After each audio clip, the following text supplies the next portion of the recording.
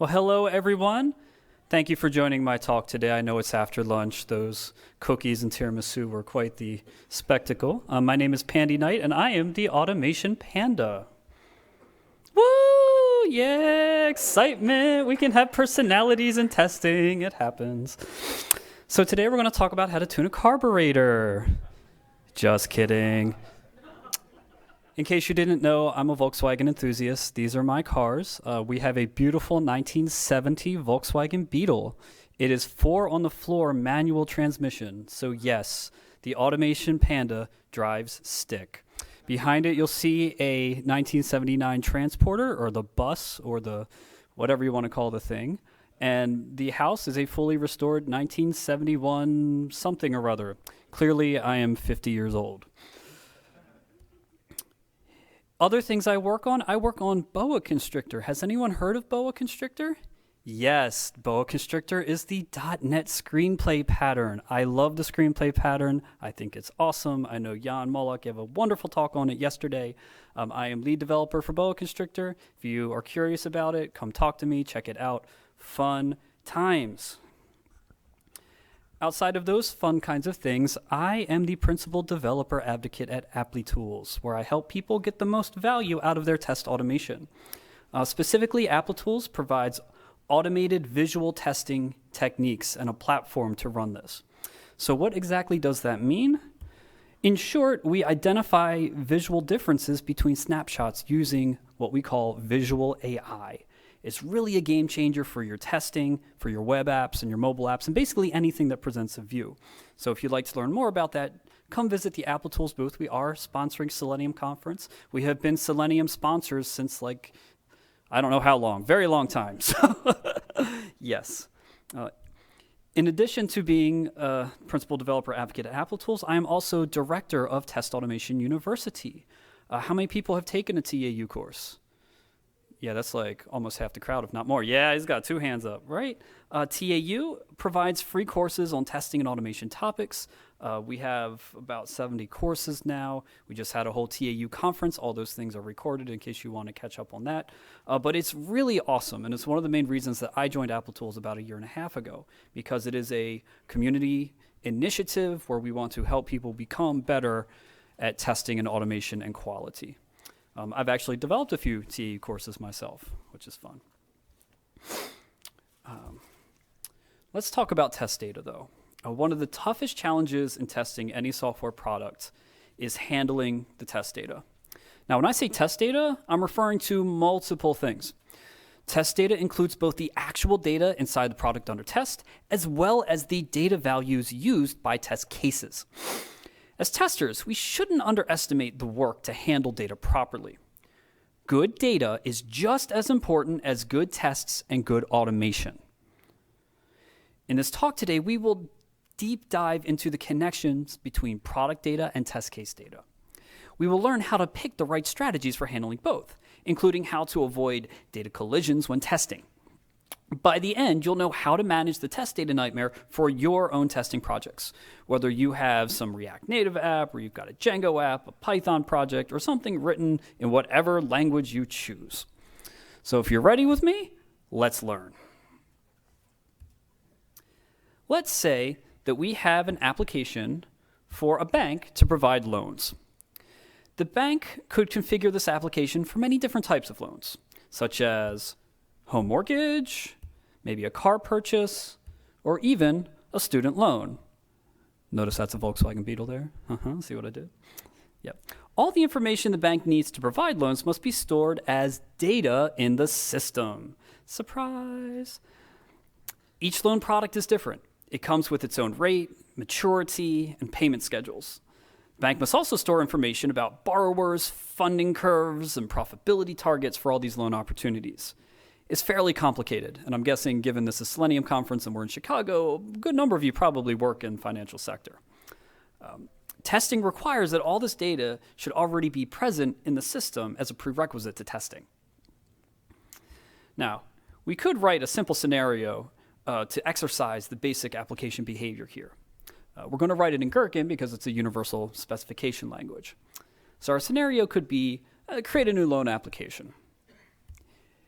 given the Chrome browser is open and the page for, and the page for my loan app is loaded, when the user creates a new loan application for a home mortgage, and the user enters all their personal information, and the user submits the application, then what happens? The page displays a success message with a reference number, and the loan application is sent to the bank.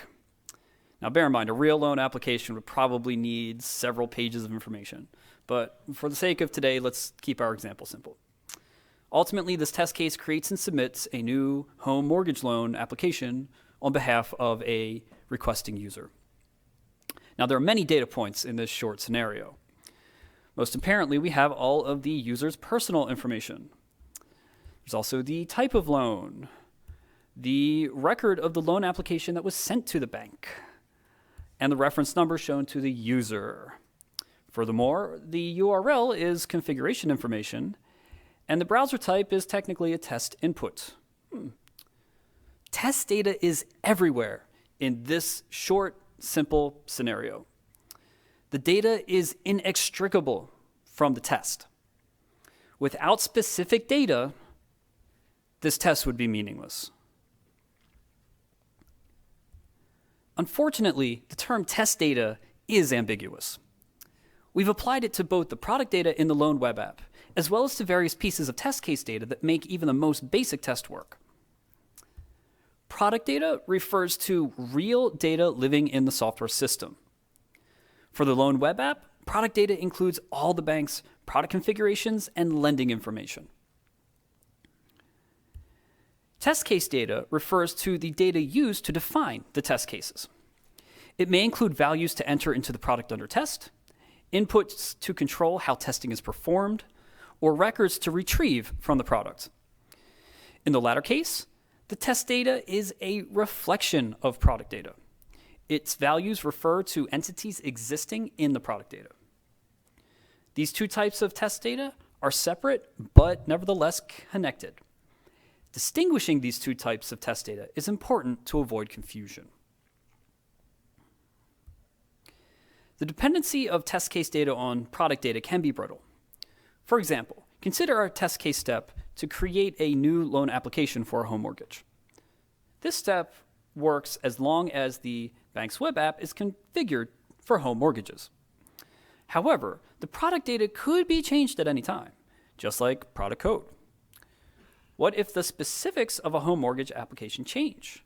What if the loan is no longer considered a home mortgage, but a personal residential loan? That could make the test case break. And compounding breakages cause nightmares for test management.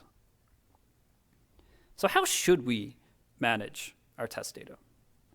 For feature testing, test data is just as important as test cases and test code. How do we handle both product data and test case data? Are there strategies we can use to avoid brittle dependencies? In this talk today, we'll explore multiple ways to handle both kinds of test data. Now, bear in mind, there is no universal or perfect solution to the test data problem, but you can avoid nightmares by picking the strategies that work well for your needs. Let's start with product data. As stated previously, product data is any live data in the product or system under test. In simplest terms, it is everything in the database. Examples of product data include user accounts, administration settings, product customizations, records created by users, and pretty much any files uploaded by a user as well. In our example loan app, product data would include user accounts, loan product settings, loan applications, and the behind-the-scenes bank data. Data must be present in a product as a prerequisite for most testing. There are two primary ways to get that data into the system. On one hand, you can set up data before running your tests. This would be static data creation. For example, the loan web app could be set up with a set of pre-registered users and a collection of loan types. Test cases, whether they are manual or automated, can presume that this static data is already in the system and simply reference it. Static data preparation is a good strategy for complicated data or data that is slow to create dynamically. For example, user accounts may need email verification, so it might be easier for automated tests to simply use a set of pre-registered users rather than creating new ones on the fly. Tests will also run faster if they can simply reference existing data instead of creating new data each time. However, static data must be maintained. Any changes to static data could impact the tests. Static data may also become stale over time as data formats are updated or if data is time sensitive. On the other hand, you can set up data during test execution. This would be dynamic data creation.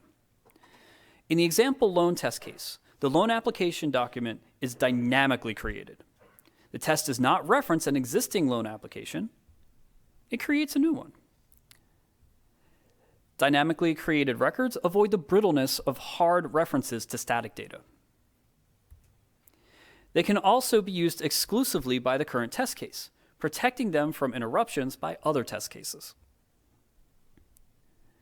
The main downside of dynamic data prep is the execution time, because it will slow down your tests. Dynamically created data is essentially disposable as well, so it should be cleaned up eventually. Which strategy is best? Typically, testing requires both strategies together. Data that is slow to set up or considered immutable should use static preparation, while data that is quick and easy to set up should use dynamic preparation. When I develop test solutions, I prefer to create as much data as possible dynamically per test case to preserve test case independence. When a test creates the data it needs dynamically, it will be the only one using that data, and there is a much lower risk of test collisions. These two data prep strategies are a bit complicated when implementing them. Particularly with dynamic data prep, it depends directly upon the test case using it. But on the static side, there are a few general strategies that are independent of the test cases. The simplest data prep strategy is manual configuration. Yay! Woo! That's exactly what it sounds like, folks. Testers log into the system and manually create whatever records they need to be there. That could be things like creating new users, putting in configuration settings, and saving files. The nice thing about manual configuration is that it's low tech. Anyone can do it. It doesn't need fancy tools or anything complicated. But it is slow and it doesn't really scale, especially if you have larger environments. Also, manually configured systems can easily fall into disrepair without any automated mechanisms for maintenance. A better strategy might be automated configuration. Rather than manually setting everything up, automated tools can create the desired data. This could be accomplished in many ways. I mean, heck, you could use Selenium WebDriver, reuse your interactions from testing, you could call some APIs, or even possibly use tools like Puppet or Chef. Automation could generate data deterministically or randomly, depending on your needs. The main benefit of automation is the ability to create fresh data at any time. Automation can also clean data, like scrubbing private fields or updating time-sensitive fields.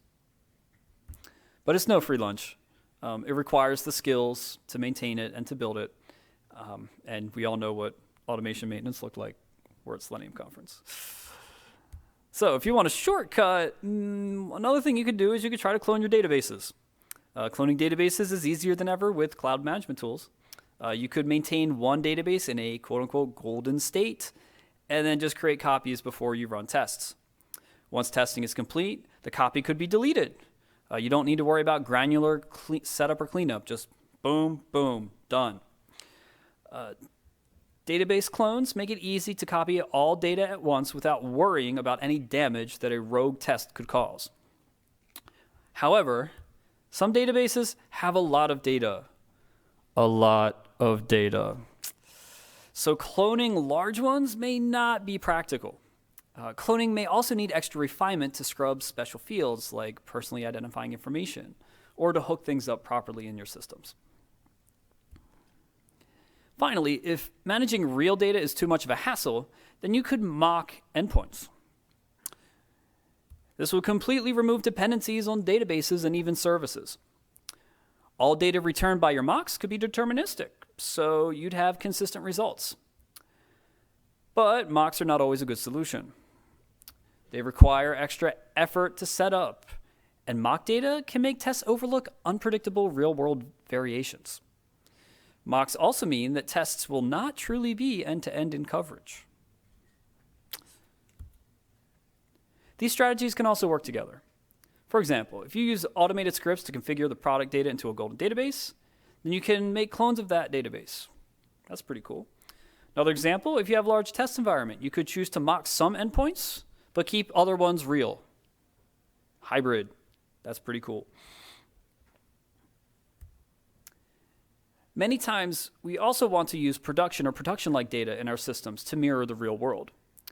Unfortunately, production data usually has personally identifying information that you are not allowed to use, or else you get into big trouble, TM. It's not safe to share. There might be credit card numbers, social security numbers, all that stuff that needs to be kept private. Generating data synthetically is a great way to avoid these roadblocks. Now, there are a number of tools available now which can generate synthetic data to be statistically accurate, so they mirror exactly the kinds of things you see in production. But it would also be protected and safe and okay to use. You could use a synthetic data generator with any of these strategies.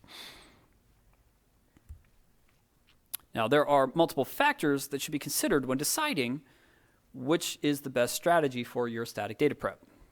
So here are some things to think about. How big is the data? If it's small, then manual configuration is probably sufficient. But if it's large, you probably want to invest in some sort of automation. How fresh does your data need to be? Again, if you have something that's time sensitive, you're going to need automation to keep things up to date or to just generate new stuff. How frequently will the data need to be updated? Again, automation can help for frequent updates, and synthetic data generation tools really shine here.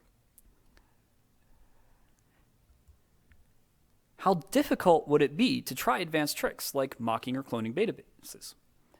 This may be especially difficult for older or legacy systems. Is there any bureaucracy involved in your organization regarding any of these solutions? I mean, hey, it happens. You got to get, your leadership approval.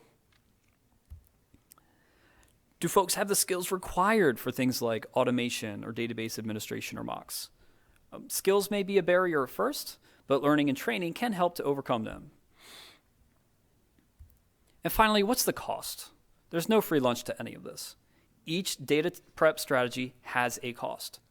So on your team, you should do a cost-benefit analysis when deciding the appropriate way to go. So that's product data. Is everyone still with me? We haven't fallen asleep with post-lunch cookies? Yeah, okay, good. So let's move on. What about test case data? Let's look at that next. Test case data is inherently part of test cases. Let's revisit that example test case from earlier. As we saw before, there were multiple bits of test data throughout the steps of this short scenario, and they represent different types of test case data.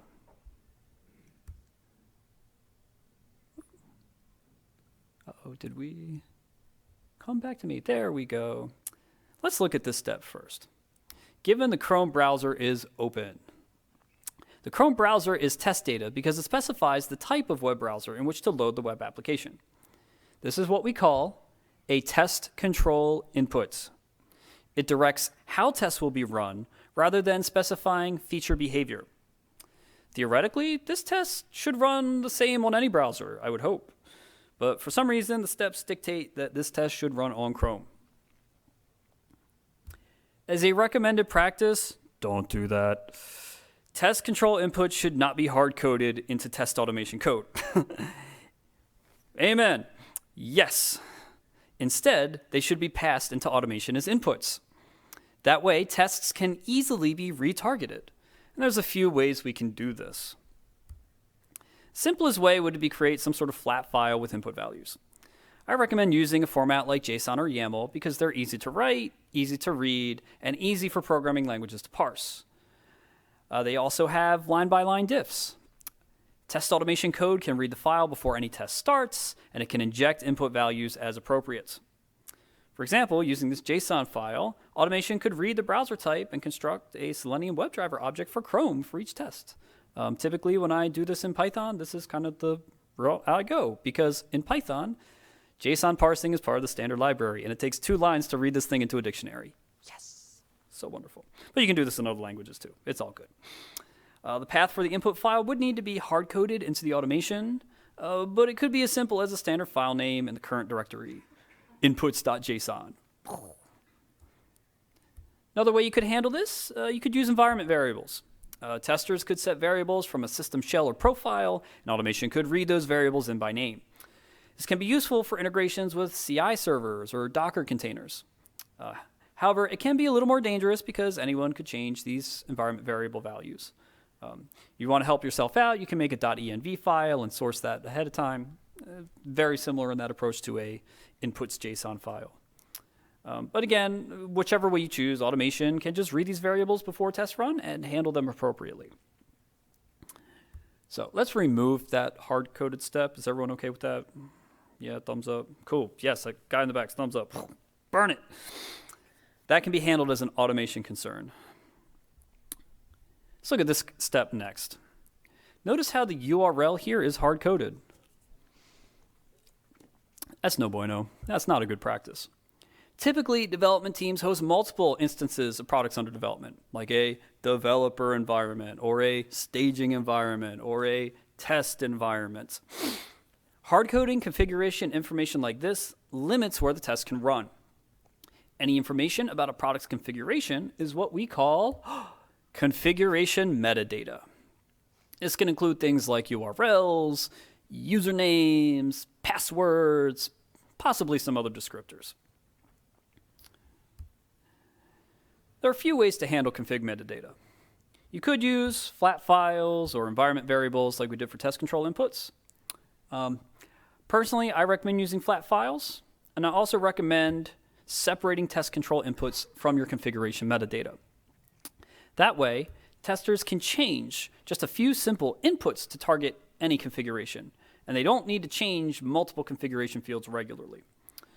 If you want to be fancy, you could provide some sort of web service or key locker or something to manage your config metadata. This would be especially helpful for keeping secrets and passwords safe. You've got like Azure Key Vault, you've got something in AWS I don't remember the name of. There's a cool startup out there called Doppler that manages your secrets. So those solutions exist out there. However, in most cases that I've found, just simple is better than complex. Creating an endpoint may be overkill for your needs. Either way, the test step can be rewritten to refer more generically to the web app. Automation can select the target environment using the inputs and the configuration metadata. The remaining pieces of test case data all fall into a category we call test case values. These values pertain directly to the behavior exercised by the test, not to any configuration factor. Even in this classification, there are subtypes. The first kind of test case value is a literal value. These are values that are hard-coded into the test.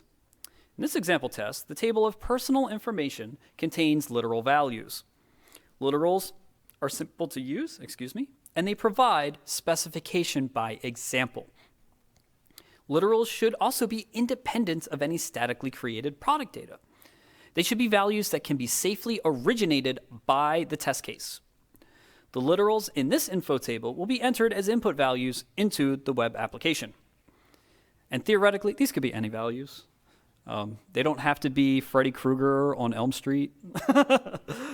What a nightmare that was. Okay. Second kind of test case value is an output reference. These are values that are retrieved from the product under test. Typically, they are the outputs generated by exercising a behavior.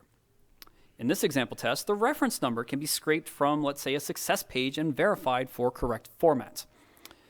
The loan application can be retrieved from the web app's backend to verify that it was correctly submitted. These values cannot be literals because they originate from the product. Right? Before we input through the test, we get output from the product. So tests must refer to them by reference and retrieve their values from the product. Oh, and as a side note, the test dynamically creates the loan application data. This is an example of the dynamic product data preparation that we covered earlier. The third and final kind of test case value is the trickiest, and this is what we call the input reference. At first, these may look like literals, but input references are values that directly refer to product data. While personal info like name and address can be created dynamically by the test case, the name of the loan type refers to the loan configuration in the banking application. Thus, this test has an input dependency. It must specify the type of loan, and the loan type it specifies must already somehow exist in that product data. The simplest way to write this test is to simply hard-code the reference. That's what's done here. The name home mortgage refers to the name of the loan type in the application. Automation can use that name when selecting the loan type from a button or a dropdown. Hard-coded references make this easy to write the tests, but you do need that static data preparation beforehand, and you need that to all match up. References can become hard to maintain when the product data changes. Something can just kind of be pulled out from underneath of you. Oops.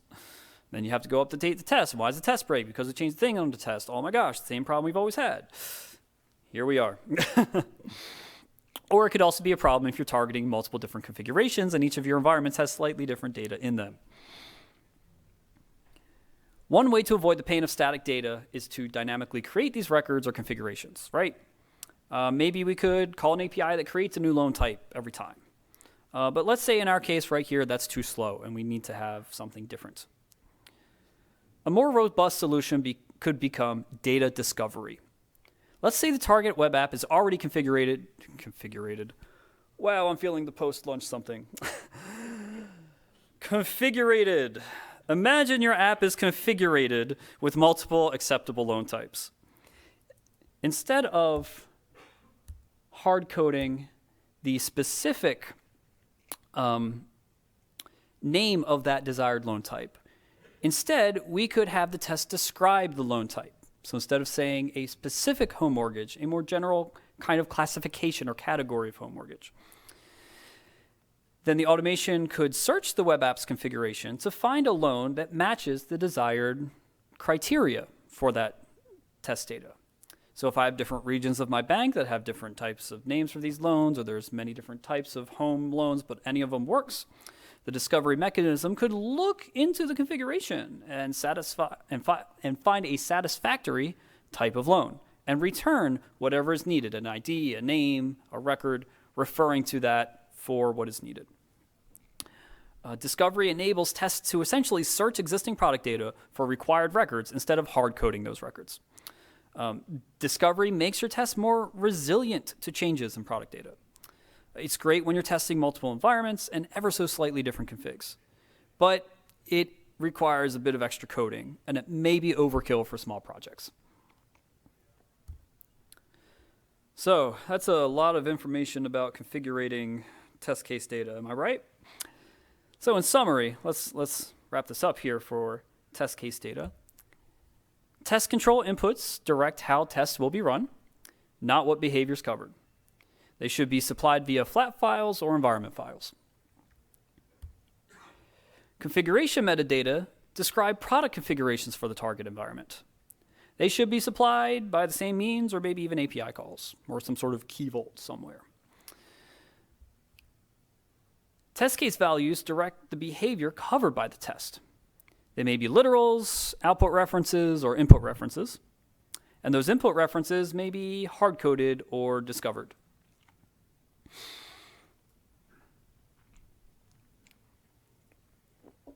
At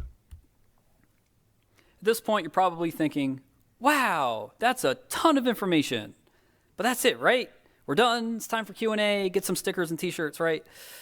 Well, frightfully, the nightmare isn't over quite yet. There's one more problem we have to address. Collisions. Collisions can happen whenever multiple actors operate on shared resources. For example, they could happen whenever multiple testers simultaneously access the system, or when automated tests run in parallel. We've got to take additional considerations into account in order to avoid collisions, especially when you drive a 1970 Volkswagen Beetle with no airbags and no seatbelts.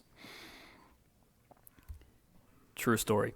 So, number one, first and foremost, isolate your test environments. Isolate your test environments. Isolate your test environments.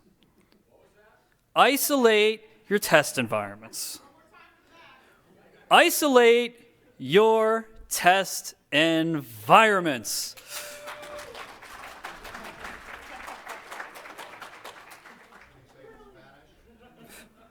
不可以，对不起. I could try to say it in Chinese, but I would butcher it. So, prevent your external actors from interrupting your tests. If you have a shared environment, try to block other folks from accessing the system while the tests are running. I mean, it's pretty common sense, but you'd be surprised. You might need to schedule your tests at off hours. You might want to set up multiple environments to kind of have people divided around.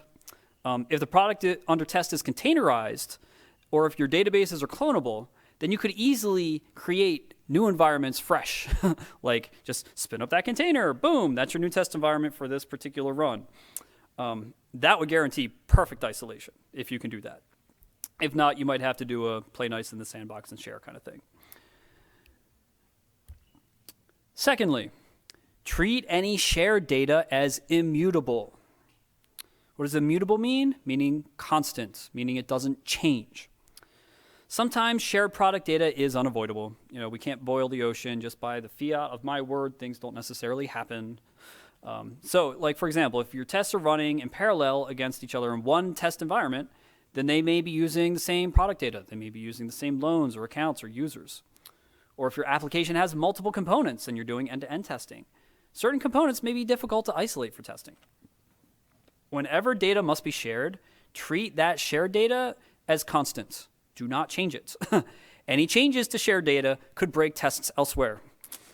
Now, for example, one test might require a type of car loan, but another test might delete the car loan type from the whole application. Oops, that would be bad. That would be a collision. Any test that must alter shared data should be run serially instead of parallel, and they should always undo any changes that they make. Third and finally, use dynamic data preparation as much as possible. Tests cannot collide on data they don't share.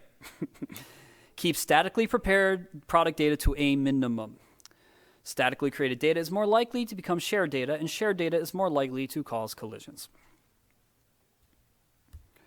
Boom. We've covered a lot of material in half an hour. So let's briefly recap everything we've learned. There are two primary types of test case data, or test data. What are they? Product data and test case data. Yes. Product data can be prepared statically or dynamically. Test case data either control how tests run or they reflect product data. Always handle your references and shared data carefully. And overall, choose the best strategy to defeat your nightmares. Every product is different. Every team is different. Take the strategies I shared as suggestions for your assistance. So thank you all so very much for attending my talk on test data today. Again, my name is Andy Knight. I'm the Automation Panda, Principal Developer Advocate at Applitools, and Director of Test Automation University. Be sure to read my blog, follow me on Twitter. If you just Google Automation Panda, you will find me. After this talk here, I have some cool stuff to give away. I have panda stickers. I have these lovely Japanese woodblock prints that have stories behind them. And I have 3 TAU t-shirts to give away. So if we have time for questions, I'll take them here. Afterwards, I'm going to proceed to the expo hall. I'll be at the Applitools booth for the afternoon. Come see me there. Thanks.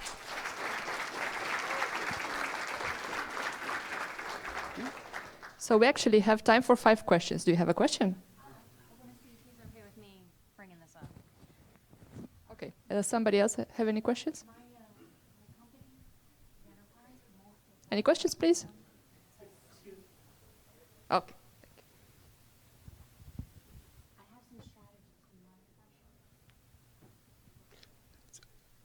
mind. Database questions, like you said that like database can be created on the fly and clone it and everything.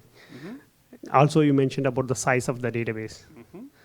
So I don't need to do full database. Like I'm changing only partial tables or something like that. Do you have any strategy for that?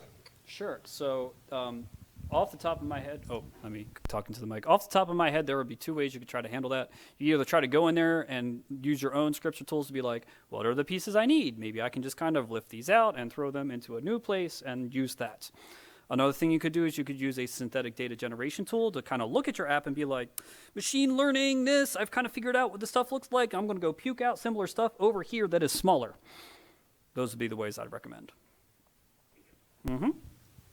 Okay, anyone else?